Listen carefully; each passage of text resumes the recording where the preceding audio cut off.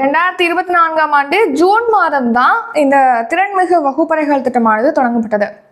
So அது என்ன திறன்மிகு வகுப்பறைகள் அப்படின்னா, ஸ்மார்ட் போர்டு வச்சு பிள்ளைங்களுக்கு சொல்லிக் கொடுக்கறதுக்காக. இப்போ நம்ம படிக்கும்போது பார்த்தீங்கன்னா பிளாக் போர்டு, அதாவது கரும்பலகை இருக்கும், அதில் எழுதி லெசன்ஸை நமக்கு விரிவாக்கமாக சொல்லிக் கொடுப்பாங்க. அந்த மாதிரி இல்லாமல் தொடக்க பள்ளிகளில் ஸ்மார்ட் கிளாஸ் திறன்மிகு வகுப்பறைகளை கொடுக்கணும் அப்படிங்கிறதுக்காக தான் இந்த ஸ்கீம் லான்ச் பண்ணியிருக்காங்க. ஸோ அரசு பள்ளிகளில் பார்த்தீங்கன்னா இந்த திட்டத்தின் கீழ் இப்போ 22,931 திறன்மிகு வகுப்பறைகளானது அமைக்கப்பட்டிருக்கு. ஸோ இந்த திறன்மிகு வகுப்பறை திட்டம் எப்போ ஸ்டார்ட் பண்ணாங்க? 2024ஆம் ஆண்டு ஜூன் மாதம் 14ஆம் தேதி ஸ்டார்ட் பண்ணாங்க.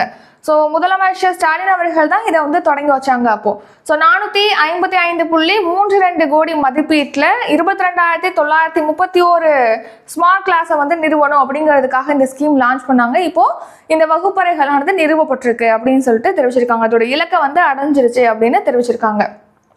இதன் மூலமா பாத்தீங்கன்னா 11.76 லட்சம் மாணவர்கள் பயன்படுறாங்கன்னு சொல்லி இப்போ தெரிவிச்சிருக்காங்க.